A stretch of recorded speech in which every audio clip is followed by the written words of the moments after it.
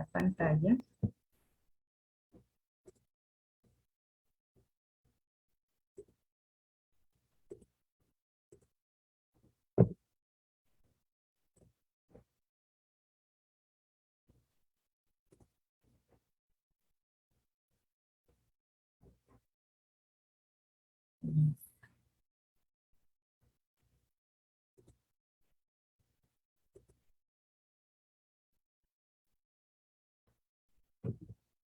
Bueno, entonces para hoy nosotros ya hemos avanzado, ¿cierto? Tanto en el momento uno como en el momento 2 en cuanto a lo que corresponde a todas las leyes que rigen la educación y sobre todo la educación propia por la que se está trabajando en los territorios tanto afro como indígenas, ¿sí? Entonces quisiera preguntarles a ustedes, ¿cómo les ha ido con sus trabajos?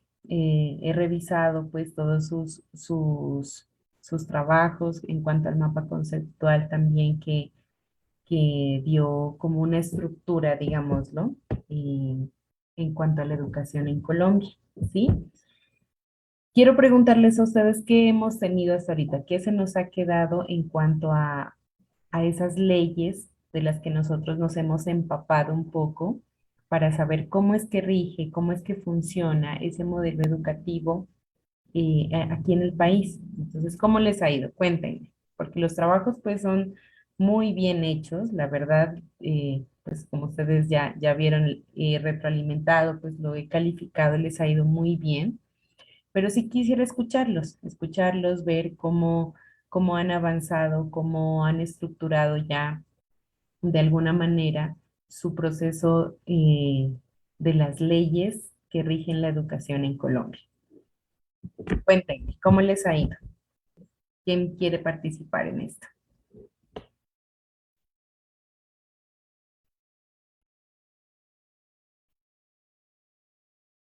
¿No? ¿Ninguno? No sé. No.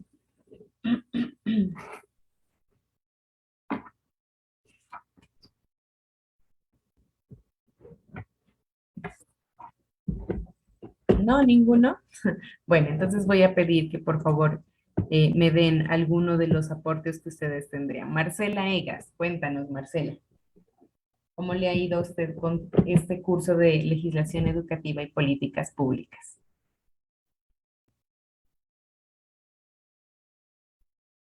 Marcela, ¿me escucha?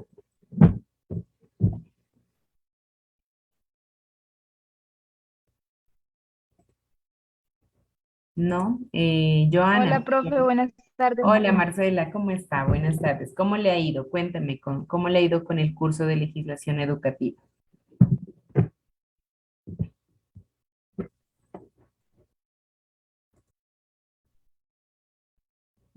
Marcela.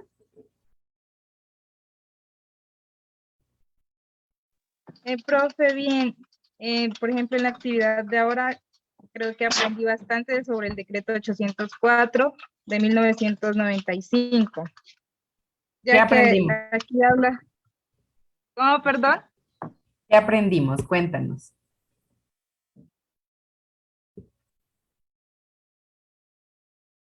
¿Qué aprendiste de ese decreto 804 del 95?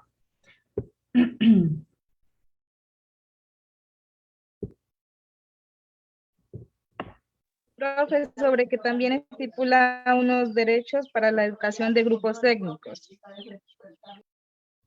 Sobre algunos derechos, exacto. Entonces, esa es la educación que de alguna manera nosotros queremos impartir como etnoeducadores, ¿cierto?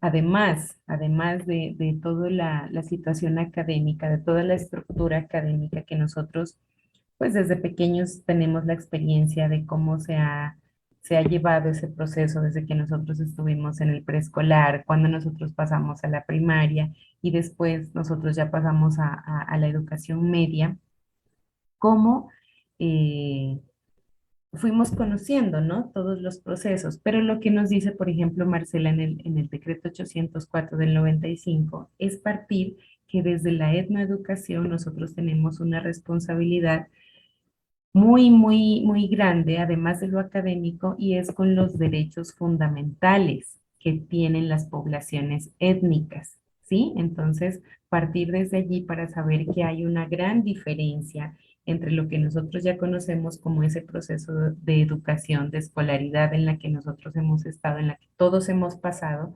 pero acá ya viene con un pensamiento propio, ¿sí? Ustedes estaban mirando, escuchando la tutoría con el profe Jaime, que se hablaba desde un pensamiento propio, desde una diáspora, ¿sí? Que lo que hace es como pretender, pues, tener esa importancia que debe tener todas las tradiciones, todos los aportes que de alguna manera hacen los movimientos étnicos, todo lo que contextualiza el territorio, ¿sí? Para crear una educación propia, ¿sí?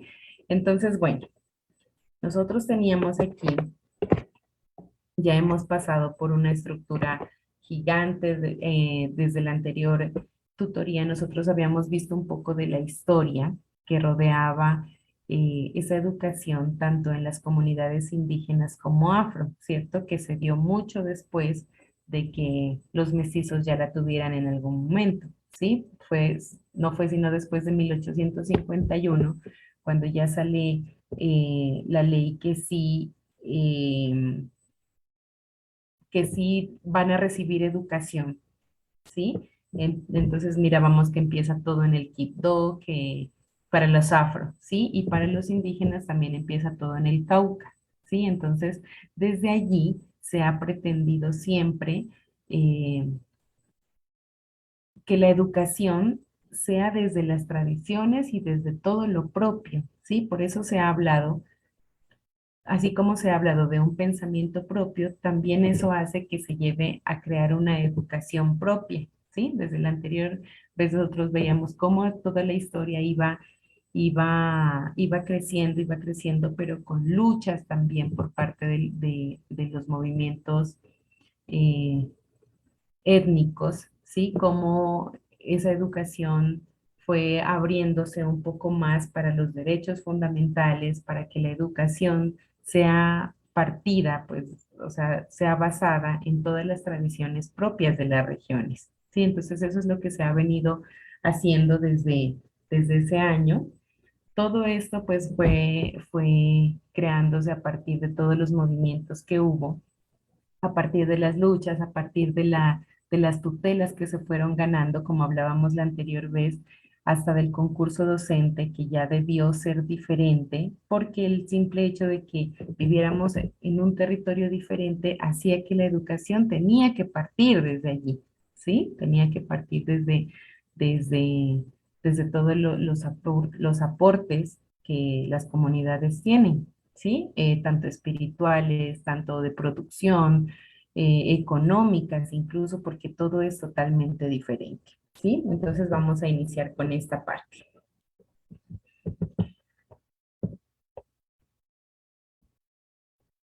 Tenemos esta vez en la unidad 2 que habla sobre la educación propia en Colombia, los aspectos legislativos y los aspectos normativos, ¿sí? Entonces, habíamos visto ya para estructurar esa normatividad, tanto administrativa como de educación, tenemos el decreto 804 de 1995, pero eso amparado, todo eso amparado desde la Constitución Política de 1991 y desde la Ley 115, ¿cierto? Que reconoce, decíamos desde la anterior vez, a Colombia como un país étnico, pluriétnico y multicultural. Sí, entonces estos decretos van naciendo a partir de esa ley gigante que es la que basa todo el país. Sí, entonces venimos con el decreto 804 de 1995.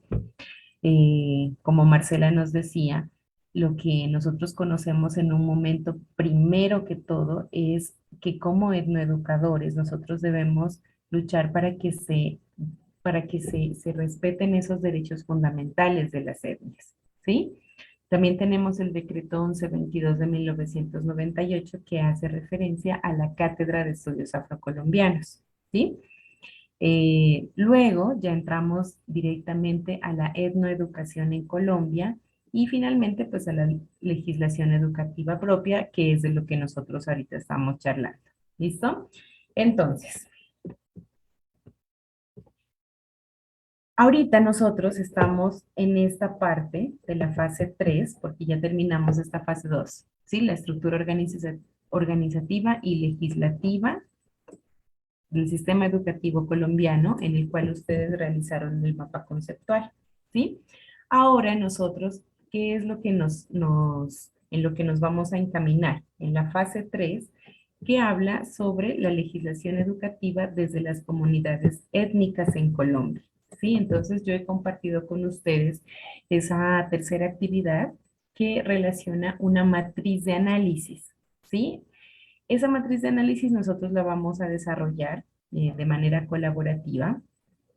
Bueno, teniendo en cuenta que ese también es otro de las características principales de la educación propia, ¿sí? Que el trabajo siempre va a ser comunitario, ¿sí? Entonces basémonos en eso también para partir desde allí, ¿listo? Entonces esa matriz de análisis, ya se las voy a compartir en un momento, tiene unos documentos que son los mismos que nosotros ya trabajamos en el segundo trabajo, ¿sí? Que son lo que acabamos de ver, el decreto 804, el decreto 1122, también la ley 115, ¿sí? Entonces lo que nosotros vamos a hacer es analizar cuál es el objetivo de esos decretos, cuál es el objetivo, cuál es el papel que nosotros desempeñamos como etnoeducadores dentro de la etnoeducación. Y también nos pide otra parte que es ya un poco más administrativa y como de currículo, que es lo que ya la educación en general nos pide. ¿Listo? Bueno, hasta aquí vamos a llegar entonces. Y les comento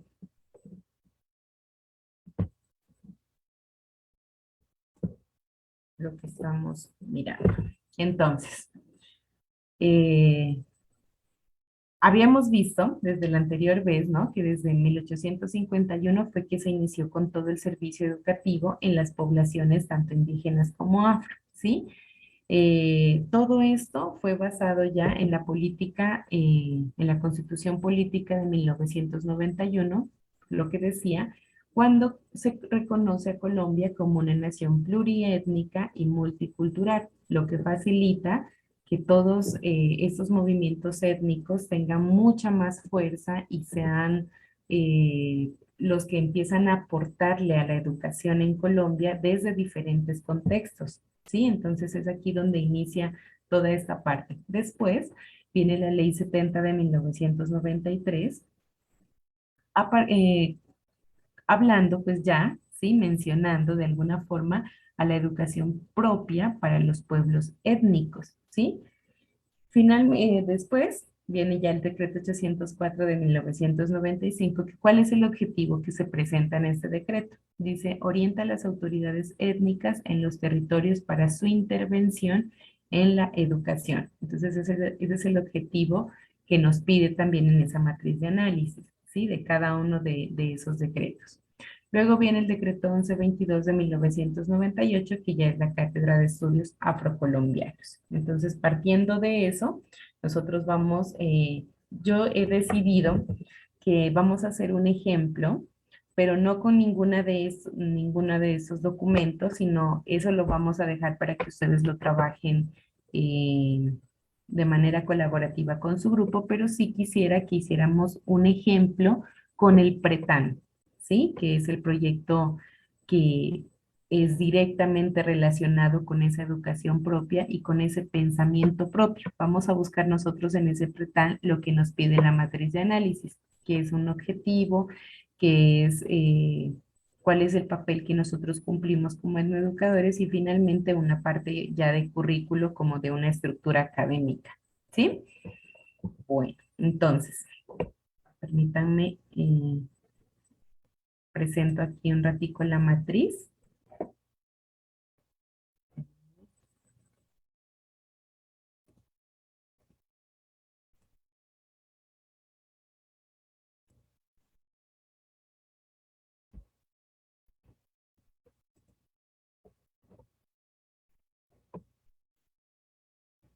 esta matriz.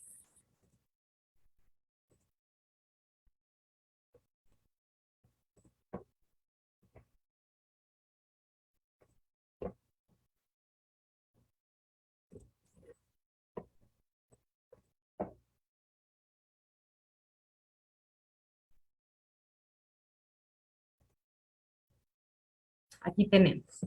Entonces, lo que les decía, esta es la matriz que fue compartida con ustedes también con la guía 3, ¿sí? Entonces, primero nos presenta aquí el documento. Bueno, para consultarlo, hacer clic en cada documento, igual se los descargué para que cada uno lo tuviera en su correo, tanto en el correo como en el WhatsApp están estos documentos, ¿listo? Tenemos el decreto 804 de 1995, tenemos la ley 115 de 1994, nos pide un capítulo específico, que es el capítulo 3 relacionado con la educación para grupos étnicos. Sí, eso es lo que vamos a ver. Y finalmente también nos pide del decreto 1122 de 1998, que es la Cátedra de Estudios Afrocolombianos. ¿Qué nos pide aquí? Un objetivo. ¿Cuál es el objetivo que el decreto 804 tiene, que la ley 115 y que el siguiente tiene? ¿Cuál es el papel del etnoeducador y la etnoeducación? ¿Sí? Y finalmente la administración y gestión institucional. Este es el trabajo que nosotros vamos a tener eh, que realizar de manera colaborativa.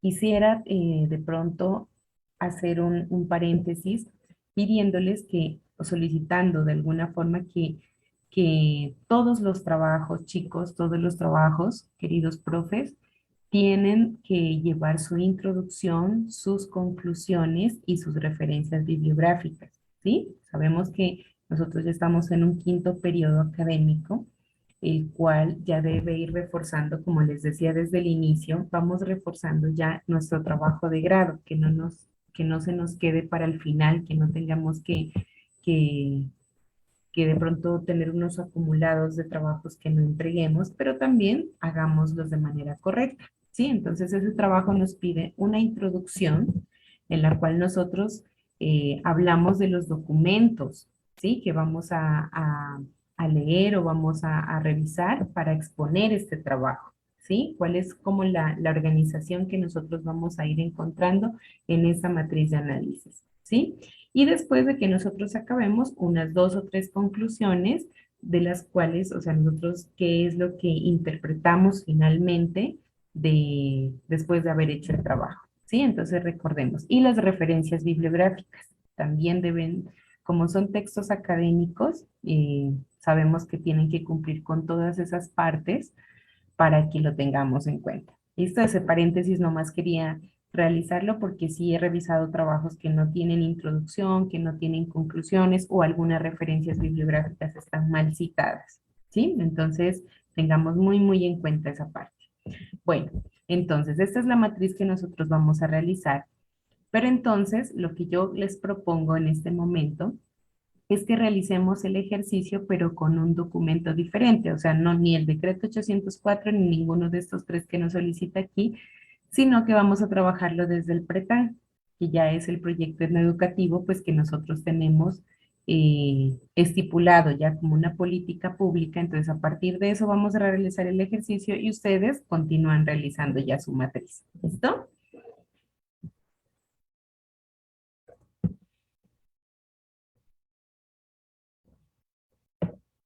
Entonces,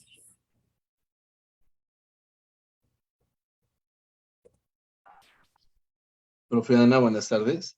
hola, profe. Profe, venga, yo la voy a convertir en anfitrión porque tengo bajones de energía y me da vaina que de pronto vaya a perder la señal y perdan la señal todos. Ah, bueno, profe, listo. Entonces yo la voy a convertir en anfitrión, ¿vale? Ajá.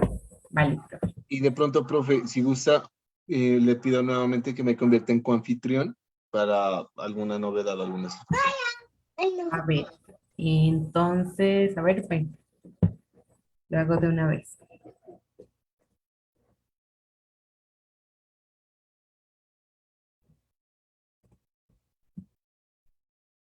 Convertir en coanfitrión, ¿no, profe? Sí, profe, en coanfitrión.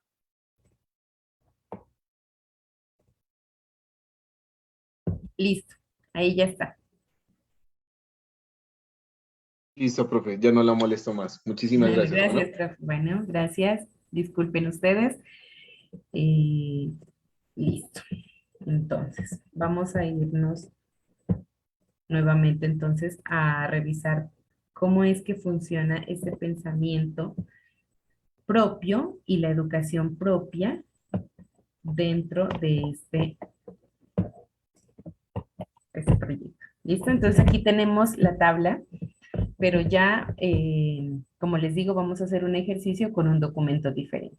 ¿Vale? Entonces vamos a iniciar. Voy a hacerlo aquí pequeño para poder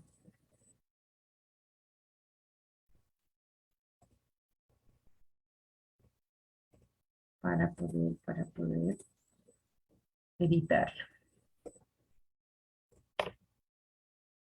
Listo.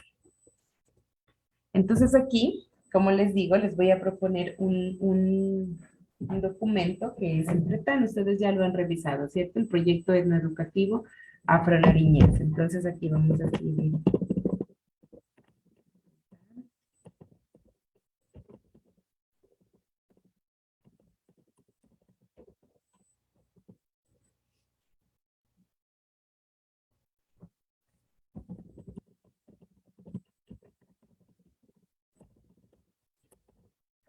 Listo. Entonces,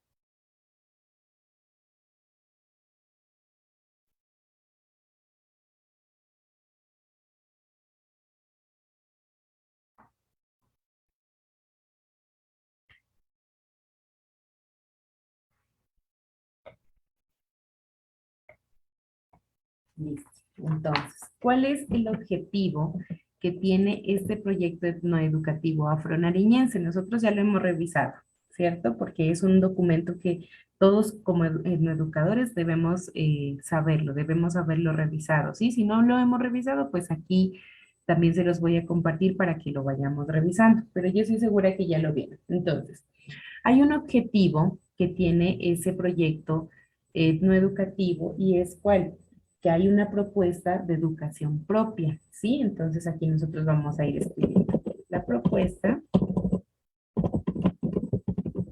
de educación propia. ¿Por qué?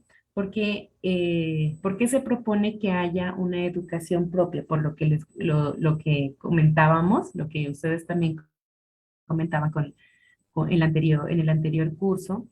Varios han hablado de todas las tradiciones, varios han expuesto sobre la importancia que antes habían de los chigualos, de todo lo que de todo lo que embarca todo esto de pertenecer a un territorio. ¿Sí? Entonces, ¿cuál es el objetivo de este proyecto? Dice la propuesta de educación propia, porque se justifica desde diversas miradas.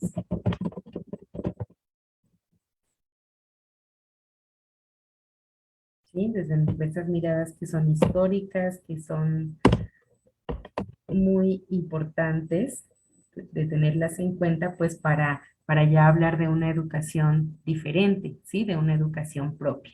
Entonces, ese es el objetivo que tiene este proyecto etnoeducativo, ¿ya?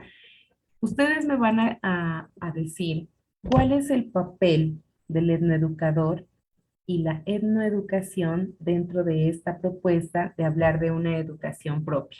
Ustedes me dirán, ¿cuál sería un objetivo o cuál sería ese papel que vamos a cumplir nosotros como etnoeducadores dentro de ese proyecto? Ángela, Joana, cuéntame, ¿qué, ¿qué aportaría usted? ¿Cuál debería ser ese papel que nosotros vamos a cumplir como etnoeducadores? Ángela, Joana. Profe, buenas tardes. Sería implementar los conocimientos de nuestras culturas. ¿Cómo qué conocimientos, Ángela? ¿Cuáles conocimientos, los por saberes ejemplo? ancestrales, Exacto. los saberes Ajá. ancestrales, eh, la lengua, Ajá. rescatar pues más que todo la lengua, investigar lo que es sobre las trenzas, Ajá. eso. Exacto, ajá, desde la alimentación, ¿no? Incluso los alimentos que son diferentes, que cómo se cosechan aquí, cómo se cosechan en el territorio, ¿sí? Desde allí nosotros podríamos partir de, o sea, de diferenciar esa educación propia de la educación en general que nosotros tenemos, ¿sí? Entonces ustedes, por ejemplo, hablaban, y el profe Jaime hablaba del cimarronaje, ¿sí? Que ese cimarronaje como una expresión del anhelo, de la libertad, de los establecimientos de los territorios, ¿sí? Entonces, nosotros tenemos desde allí un pensamiento propio. Nosotros podemos hablar desde allí de un pensamiento que totalmente, o sea, evidentemente va a ser muy diferente. ¿Por qué? Porque nosotros vamos a encontrar relatos sobre la economía, que ya es diferente, de cómo estos territorios trabajan para sostenerse, ¿sí? Para sostener su economía, de la espiritualidad que embarca todo esto, de la espiritualidad que contextualiza, de la convivencia humana, que es como una parte, he visto que es fundamental para estos territorios, ¿sí? La convivencia debe ser como lo más importante y mantener esa riqueza espiritual que a todos, pues de alguna manera los mantiene como en una buena atmósfera, podría decirse, ¿sí? La medicina, que también es una medicina tradicional, eh, el arte también, que es muy propio de las regiones, el lenguaje, ¿sí? Por más que hablemos un mismo idioma que nosotros tenemos, siempre, por ejemplo, la forma de expresarse va a ser totalmente diferente en otros territorios, ¿sí? Entonces ese es el lenguaje, las prácticas productivas que también se tienen, ¿sí? Todo esto marca diferencia con otras culturas y con toda la sociedad en general en el país, ¿sí? Además, además de estas formas propias, o sea, que se tiene, pues también ustedes hablaban de esos encuentros que se tienen en las comunidades, como el fogón, como un velorio, como la cosecha que se tiene de esas producciones, ¿sí? Entre otros, pues que se apartan, pues en todos los escenarios de aprendizaje que nosotros como etnoeducadores, nosotros lo debemos mantener, ¿sí? Así lo que mencionaba también Ángela. Entonces la tradición y toda esa riqueza cultural y de sabiduría que se tiene son inmensamente grandes, ¿sí? Y muy importantes en el momento en que nosotros vayamos a abordar nuestra profesión de licenciados, ¿sí? Porque ¿qué es lo que nosotros vamos a enseñarles? ¿Qué es lo que nosotros vamos a cultivar en nuestros estudiantes? ¿Sí? Entonces, a partir de ahí, nosotros tenemos aquí el papel del etnoeducador y la etnoeducación. Entonces, por ejemplo, proporcionar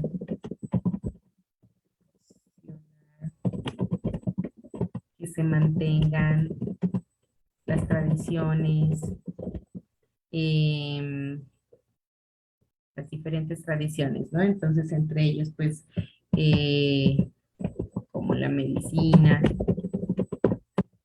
como la economía, como la espiritualidad,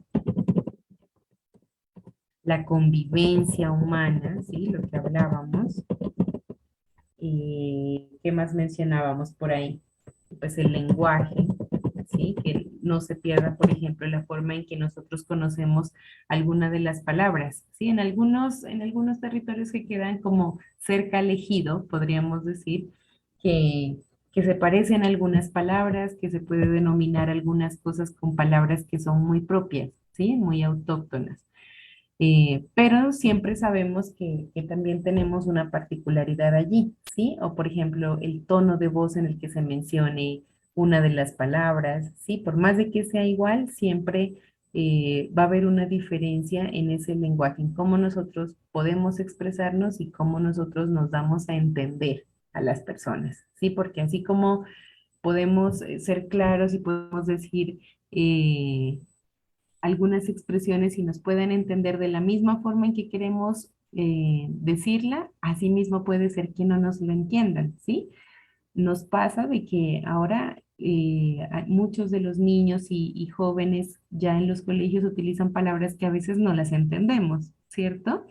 O tenemos que preguntar qué significa. Entonces, todo eso hace parte de esa responsabilidad en la que nosotros estamos aquí, pues, en este barco navegando, ¿no? Porque pues son palabras, son expresiones, son hechos en los cuales se han perdido muchas cosas, ¿sí? Se han perdido y nosotros estamos como con ese ahínco, con esas ganas de querer eh, volver, de querer recordar y de querer como que se mantengan todas esas tradiciones, ¿sí? Entonces todo eso lo debemos tener en cuenta en ese papel que nosotros tenemos de etnoeducadores, ¿sí? Entonces, a ver, propiciar que se mantengan las tradiciones como la medicina, la espiritualidad, la convivencia humana, el lenguaje. ¿Qué más se les ocurre a ustedes que nosotros como educadores podríamos propiciar en el territorio en el que ustedes habitan? Y si no es en su territorio, por ejemplo, ¿qué podemos llevar desde nuestro territorio hacia afuera? Si de pronto en un momento tenemos que, que desempeñarnos como etnoeducadores, pero en otro territorio, por ejemplo, que no sea la sierra, que sea eh, un ambiente pues bien diferente geográficamente hablando pues en el país. ¿Qué otra cosa ustedes podrían propiciar dentro de las tradiciones de la educación propia de la que queremos nosotros hablar y a la que queremos llegar en algún momento en su totalidad? ¿Qué otro aporte ustedes tendrían como dentro de su profesión como etnoeducadores? Profe, ¿y no sería también lo gastronómico?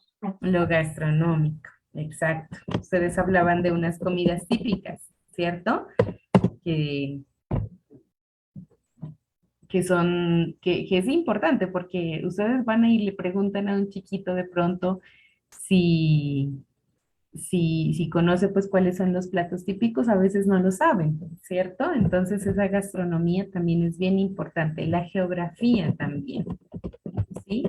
Pues varias personas han hablado últimamente y se pretende pues como cuidar el medio ambiente, cuidar de los recursos que se tienen, ¿cierto? Naturales, cuidar de como del el reciclaje y todo eso, entonces también haría parte de ese cuidado de la geografía, ese cuidado del territorio, pero ya como de la tierra, de lo geográfico, de lo que nosotros podemos tener de manera tangible, que podemos verlo, que podemos tocarlo. ¿Sí? ¿Qué más? ¿Qué más les parece importante mantener en esas tradiciones? Profe, lo de la economía. Lo de la economía, exacto. ¿Cómo es? Ustedes cuéntenme, ¿cómo funciona la economía en el territorio en el que ustedes habitan? ¿Cómo se mantiene la economía?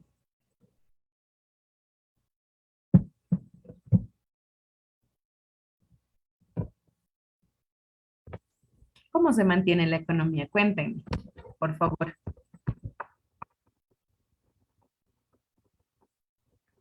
El comercio, ¿cómo funciona? Según Profe, sus... acá, Ajá. acá, o sea, acá hay, o sea, en lo de las tierras hay mucho en cultivos ilegales, ¿no? ¿Ya? Pero así en la economía, acá no hay bien porque, o sea, todo fluye a través del narcotráfico, ¿no? Ujú. Porque no hay quien apoye, por lo menos a sembrar así plátanos, no hay un gobierno que apoye, ¿no? Y entonces todo fluye a eso. Entonces, acá es muy mala así, por la economía, o sea, porque todo va fluyendo a través del narcotráfico. hasta las comidas, todo eso, lo que ingresa para acá, la zona baja de nosotros vivimos, esto influye en eso, en el narcotráfico. Pero sí Mm. ahí, casi cultivamos, bueno, plátano, la gente, eso Y sí me se imagino que cultiva. la tierra es fértil, ¿no? Como para dar esos productos. Debe ser Sí, fértil, profe, acá como, es bien fértil la tierra, pero pues, o ajá. sea, no hay como para transportarlo para afuera hacia Pasto. Es muy difícil porque nos sale muy costoso. Ah, Entonces, todos entiendo. producen acá su plátano, su yuca, sus animales, todo produce, pero todo se queda acá. No se Mm, transporta para afuera. ajá. Ah, ya entiendo. Gracias, Ángela. Gracias por ilustrarme un poco también. Eso, entonces miren, o sea, la economía, cómo funciona, ¿no? Pero esto de que, por ejemplo, las personas tengan su propio terreno, pues para sembrar sus alimentos también hace parte de esa sostenibilidad, ¿no? De la que nosotros estamos hablando, porque pues imagínense, o sea, ¿quién no querría de todos nosotros tener nuestro propio alimento sembrado, nuestro propio alimento cosechado? Pero pues también es bien difícil la supervivencia en cuanto a eso, ¿sí? Porque pues muchos de los campesinos pues cultivan sus productos y todo, pero eso hace parte pues de su vida, ¿no? Hace parte de su trabajo, hace parte de sostener a sus familias. Pero entonces lo que nos cuenta Ángela, pues ustedes están de pronto en un contexto en el que se vive, o sea, directamente es como de toda los cultivos ilícitos, ¿sí? Entonces por eso también tenemos nosotros que pensar cómo es que vamos a llevar una clase, por ejemplo, a planear una clase con nuestros estudiantes si ellos saben que la economía funciona desde allí. ¿Cómo se pueden enseñar las matemáticas, por ejemplo? ¿Sí? Desde allí con, con toda esa producción, con toda esa economía que se mueve desde el territorio, porque a veces, pues a veces no, siempre se nos ha enseñado a nosotros las matemáticas desde un aspecto como muy de afuera, ¿sí? Como muy las tablas de multiplicar, por ejemplo, que se han tenido que memorizar, pero nosotros, ¿cómo podemos contribuir a que esas matemáticas, porque esos estándares de competencias, pues los niños y los estudiantes de los colegios, por ejemplo, deben saberlo, deben aprenderlo? Pero cómo nosotros marcamos esa diferencia de cómo enseñamos a sumar, cómo enseñamos a multiplicar, cómo enseñamos a mantener, pues, o a entender una economía dentro de un territorio, ¿sí? Entonces eso también hace parte, entonces proporcionar, y vamos en la economía, en la geografía, en la gastronomía, todo esto hace parte de esa responsabilidad que nosotros tenemos dentro de la etnoeducación, ¿sí? Entonces proporcionar que se mantengan las tradiciones, la medicina, la espiritualidad, la convivencia humana, el lenguaje, la gastronomía, la geografía, la economía, pero ¿para qué? Nosotros, ¿para qué vamos a proporcionar que se mantengan esas tradiciones? Primero, pues primero, a mí me parecería como para darle la importancia, para darle cumplimiento a los derechos fundamentales que nosotros tenemos.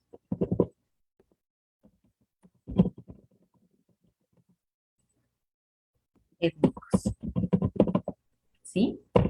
Segundo, pues para mejorar puede ser esa educación cuando nosotros ya nos desempeñemos como licenciados, ¿sí? Y así puede haber muchos para qué, ¿sí?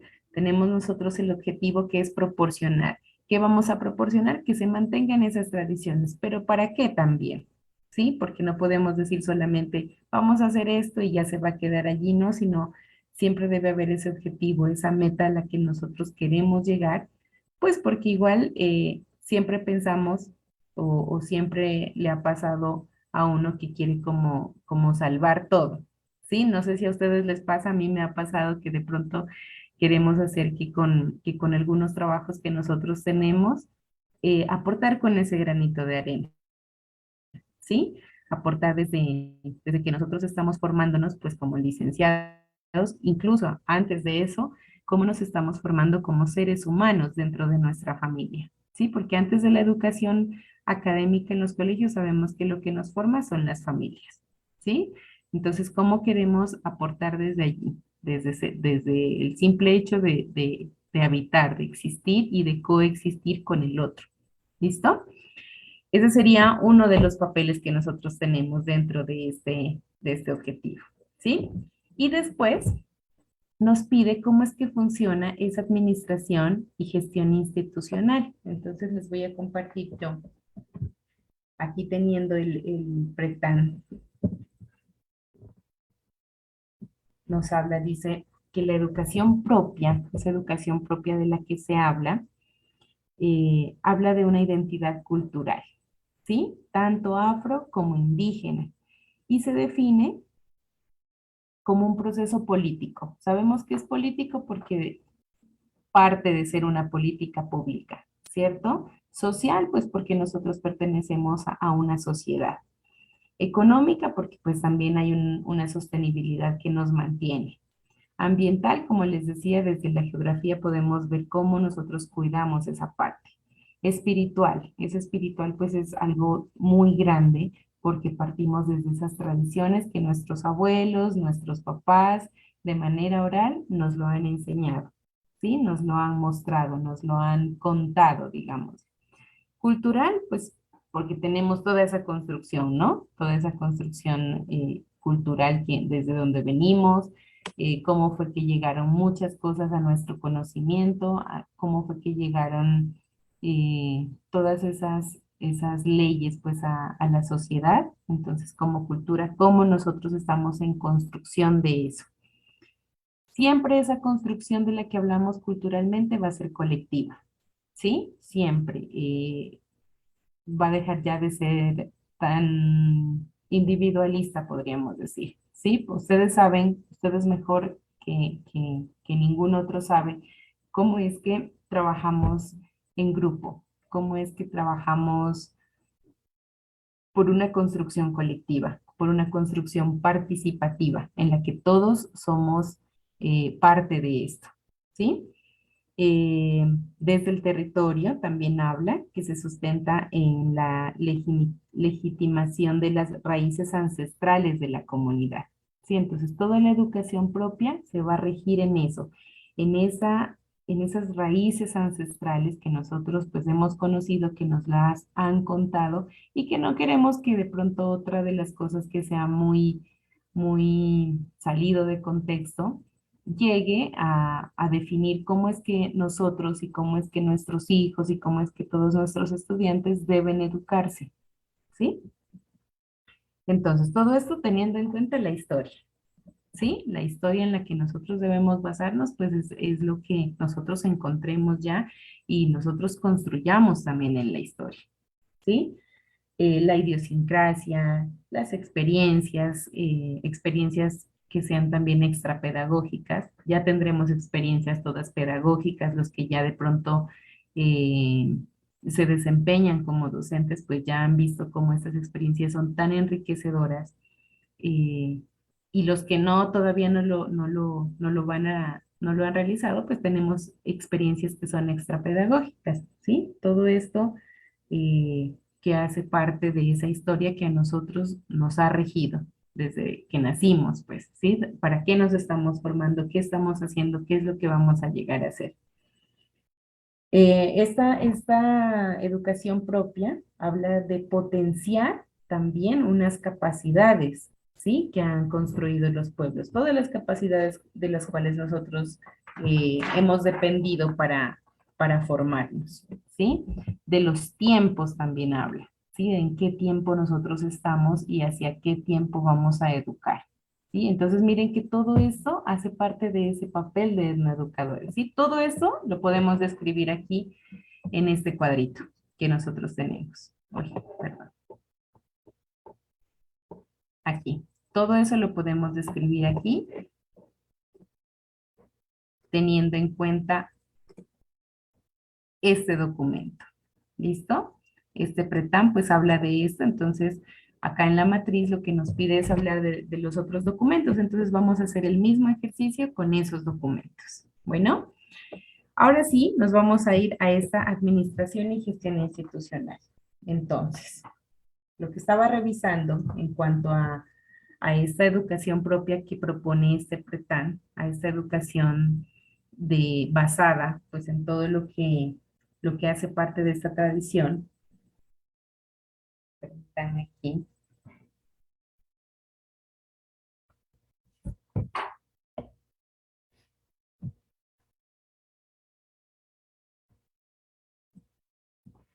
Listo. Todo esto está basado en un modelo pedagógico. ¿Listo? Entonces, así sea administrativo, así sea educativo, todo esto tiene una gestión que habla de un modelo pedagógico.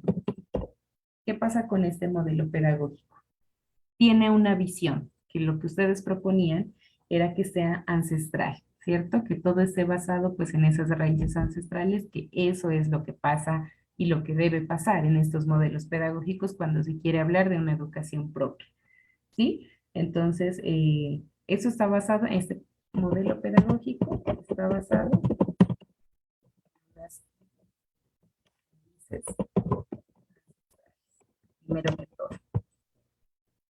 ¿Sí? Porque desde aquí se va a partir toda esa gestión que nosotros queremos hacer de manera institucional, ¿sí? Entonces, basado en unas raíces ancestrales. Basado también en un proceso de aprendizaje colectivo, lo que decíamos. Todo debe partir de todo lo colectivo, ¿sí? De que todo lo vamos a trabajar por y para la sociedad, ¿sí? ¿En qué se fundamenta esto? Se fundamenta en la historia que cada uno tiene, ¿sí? Y en la relación también que tiene esta historia con nuestro territorio.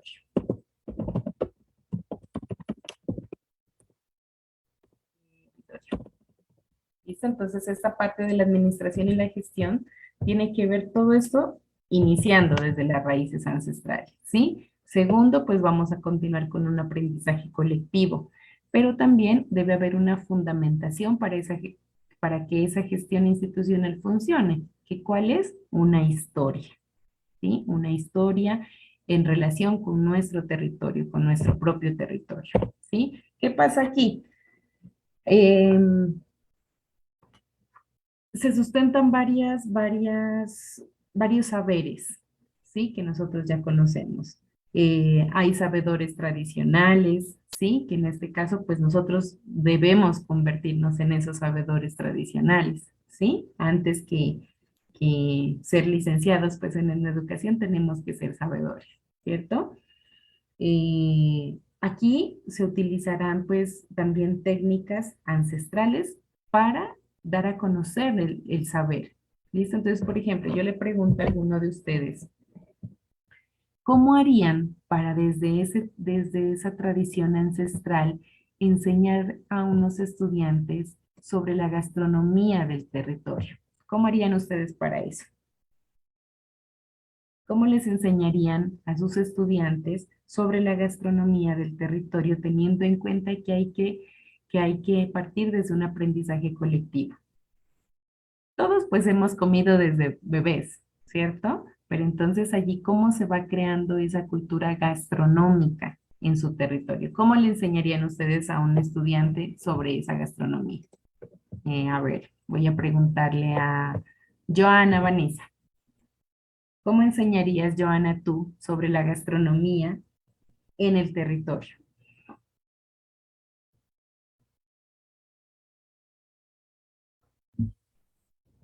Joana, Vanessa o Van.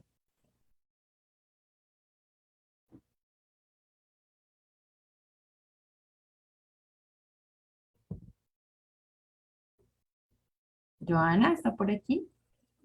No. Jonathan, entonces. Jonathan, Hola, cuéntanos. profe, Ajá. para yo enseñarle a los niños sobre la gastronomía en mi territorio, pues uno lo haría cuando le enseña lo que son alimentos saludables, alimentos no saludables. Uno le va enseñando a los niños qué alimentos son saludables, qué alimentos no son saludables. Y ahí yo entraría a enseñarles cuál es la gastronomía de mi territorio. Les digo, le enseño, mire, en nuestro territorio o en nuestra etnia, las comidas típicas, le voy a colocar un ejemplo así nada más. Un ejemplo son el pollo, el arroz, mientras que la comida típica de, un ejemplo, de la costa es el pescado, los mariscos. Entonces así el estudiante ya va teniendo en cuenta cuál es la comida típica de nuestro territorio y la va diferenciando con las comidas típicas de otras partes. Ajá, exacto. ¿Y cuál sería, por ejemplo, la historia que tú le contarías de esa comida típica? ¿Por qué se convierte en comida típica de ese territorio? ¿Sí? Porque es lo que da, ¿cierto? Porque es lo que da tanto, lo que brinda, pues, según los pisos térmicos, digamos, la naturaleza, ¿cierto? Entonces, todo eso hace parte de esa historia que nosotros debemos tenerla muy presente para después llevarla ya a un aula de clase. ¿Listo? Gracias, Jonathan. A ver, vamos a hablar entonces de cómo es que funciona ese currículo propio. ¿Sí? Porque para esa etnoeducación, pues también hay perfiles, ¿sí? También hay perfil que debe cumplir un estudiante y también hay un perfil que debe cumplir un educador. Entonces, por ejemplo, ¿qué nos dicen aquí? Que nosotros, los educadores de etnoeducación, debemos ser comprometidos con las comunidades, ¿sí?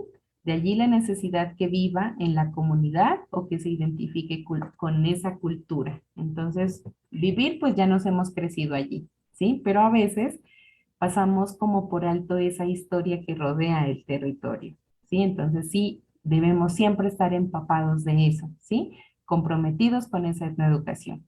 Otro de las características que le pide a un educador es conocer del significado de ser afro o de ser indígena, ¿sí? Entonces el territorio donde labora, tener un conocimiento de los temas de legislación, ¿sí? Lo que nosotros estamos empapándonos ahora con esos documentos, ¿sí? Todo eso debemos nosotros tenerlo en cuenta. ¿Para qué?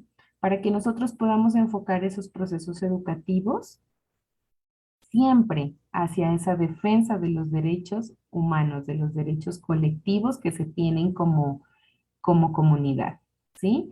Y también un autorreconocimiento que nosotros tengamos de representar o de ser parte de un grupo étnico, ¿sí? Entonces miren que esas características son muy, muy importantes.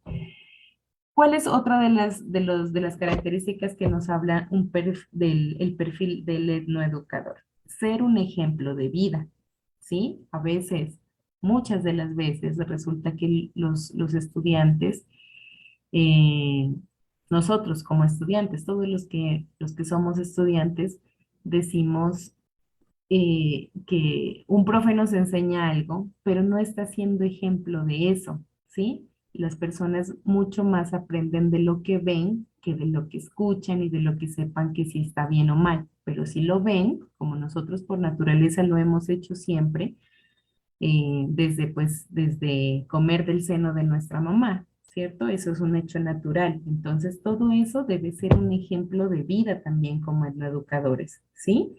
¿Por qué? Porque nosotros debemos tener unos principios y unos valores, ¿sí? Nosotros no podemos hablar de cuidar el territorio, de cuidar la medicina tradicional si hacemos todo lo contrario, ¿sí? Entonces, siempre va a ser una de las características importantes ser un ejemplo de vida. ¿Sí? Si ustedes hablan, pero también actúan, el estudiante va a ser mucho más, eh, para él el estudiante va a ser mucho más entendible saber qué es lo que tiene que hacer, saber qué es lo que de pronto tiene cómo debe actuar frente a una situación que a él se le presente. ¿Sí? Entonces, todos debemos siempre trabajar en nosotros mismos primero como ejemplo de vida. Eh, Otra de las características, ser investigador. investigador e innovador de la práctica pedagógica, dice. Entonces, ahorita ustedes están trabajando en su práctica pedagógica, ¿cierto? Que eso ya lo vamos a ver en un ratico dentro de evaluación.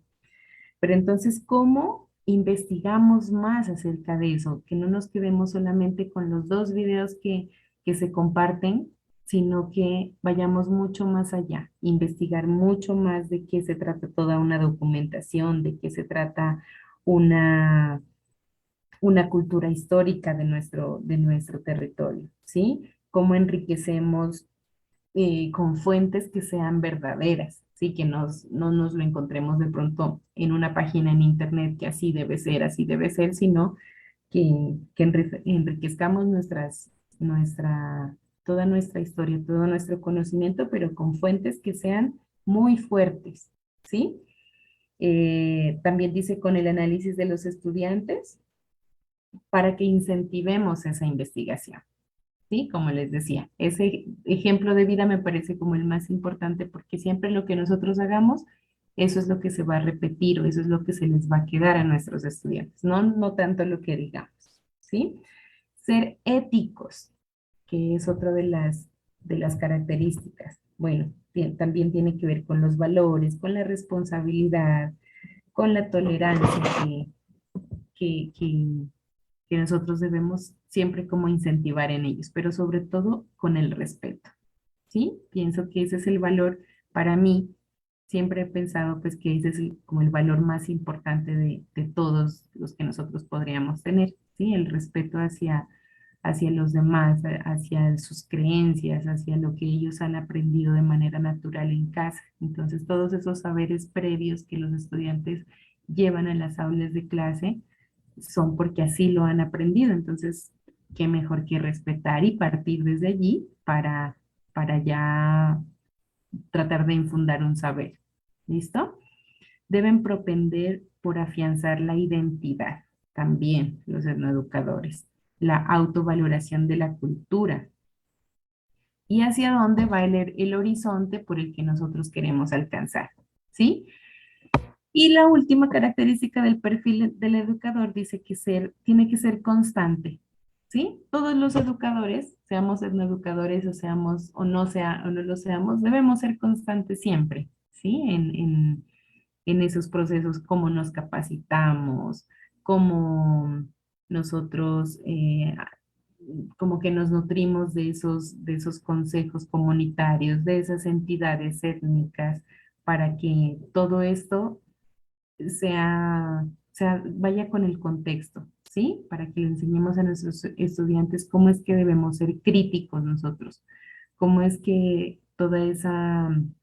ese anhelo de la libertad y toda esta parte liberadora tiene que ser con un fundamento, ¿sí? Entonces todo esto nos lleva a nosotros a partir desde la constancia, desde todo lo que nosotros debemos capacitarnos siempre, no decir, bueno, ya llegamos a ser licenciados y hasta allí ya llegaron pues todo lo que tenemos que capacitarnos. ¿Por qué? Porque ustedes saben que todo se va actualizando, todos los días pasa algo nuevo, todos los días y a cada momento, entonces es importante partir desde allí. ¿Listo? Todo eso, lo que les comento, hace parte de un perfil del etnoeducador, ¿ya?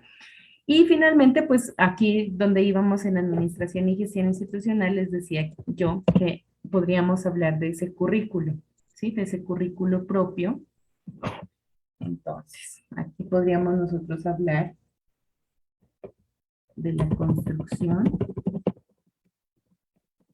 de un currículo propio.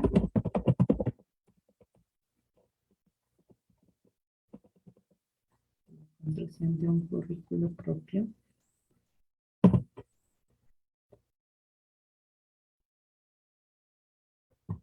Que busque reflexión, que busque apropiación también de los saberes.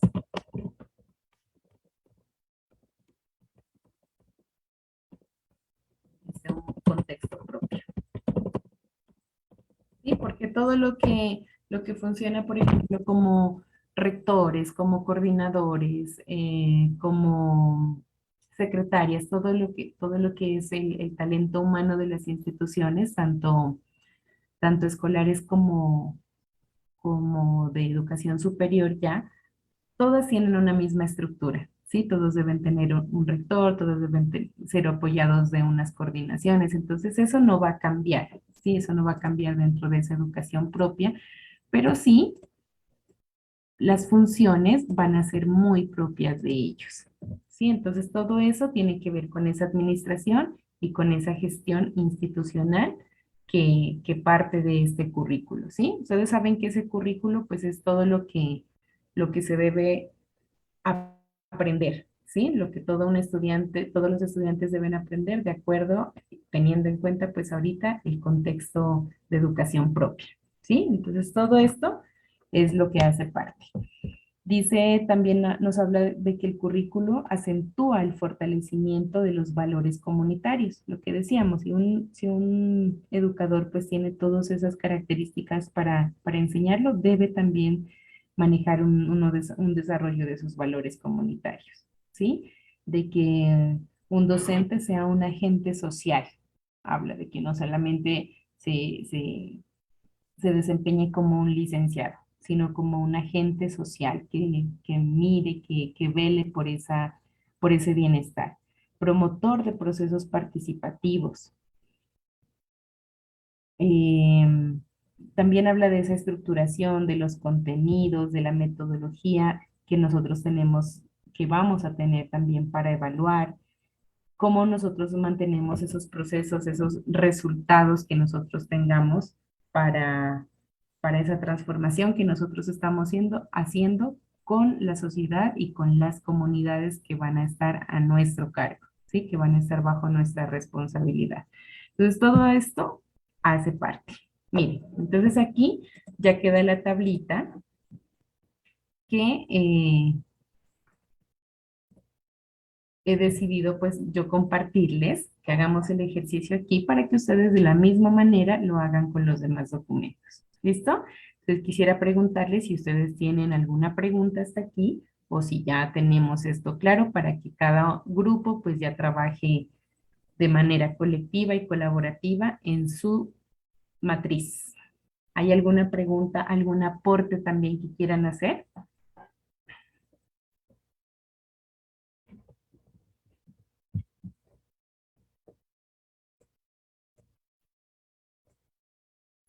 ¿Algo más que podríamos agregarle nosotros a esta Pues, parte? profe, de mi parte, hasta ahí se ha entendido, sino que a veces uno en las tutorías entiende y cuando se pone a hacer las actividades no se encuentra con los dolores de cabeza a veces que no entiende. Sí, Pero Jonathan, tienes razón. Pero no se preocupe que en lo que pueda y lo que podamos apoyar todos, pues aquí estamos, ¿sí? Para las preguntas, para lo que necesitemos. ¿Algún aporte, Jonathan, que usted quiera de pronto aquí anexar a esta explicación? no, profe, de mi parte me parece muy buena explicación y la verdad sí logré comprender. Ah, bueno, listo. Muchísimas gracias. ¿Alguien más?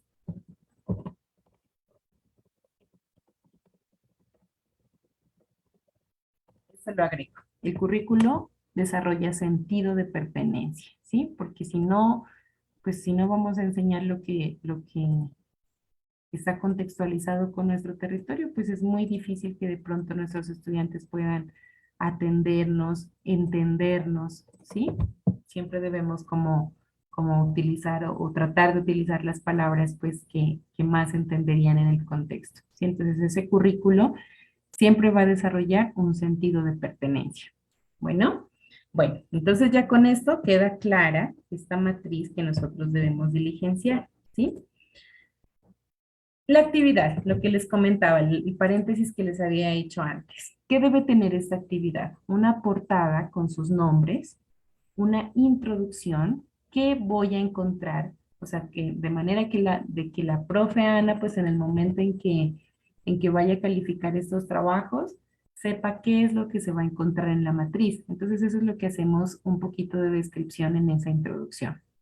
En este trabajo vamos a encontrar tal, tal, tal y tal cosa, ¿vale?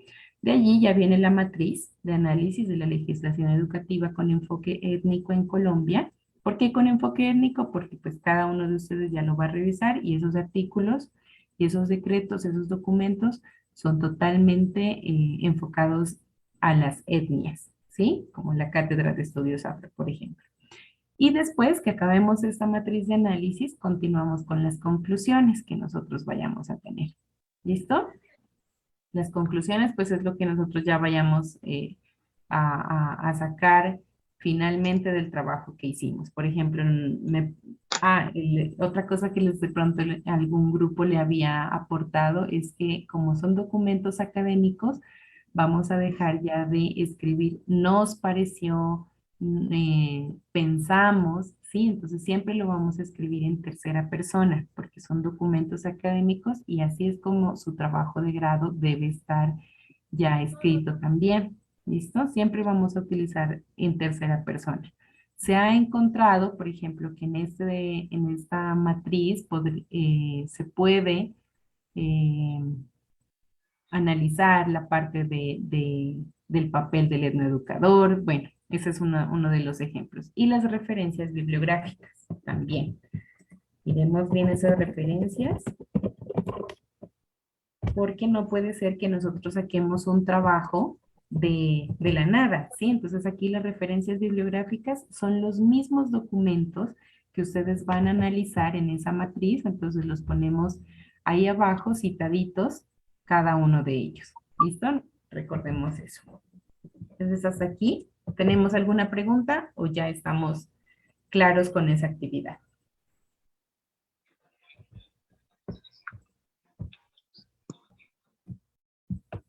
De mi parte estamos claros, profe. Listo, muchas gracias, Jonathan. Entonces, aquí vamos a terminar esta parte de la legislación educativa y las políticas públicas. ¿Listo? ¿Les parece si tomamos unos 5 minuticos y continuamos ahorita con evaluación? ¿Listo? 5 minuticos y continuamos con evaluación. Mientras voy preparando aquí los formatos para hacer esta SAPEC. ¿Listo? 5 minuticos, retomamos a las 5:08. ¿Listo? 5:08 empezamos evaluación.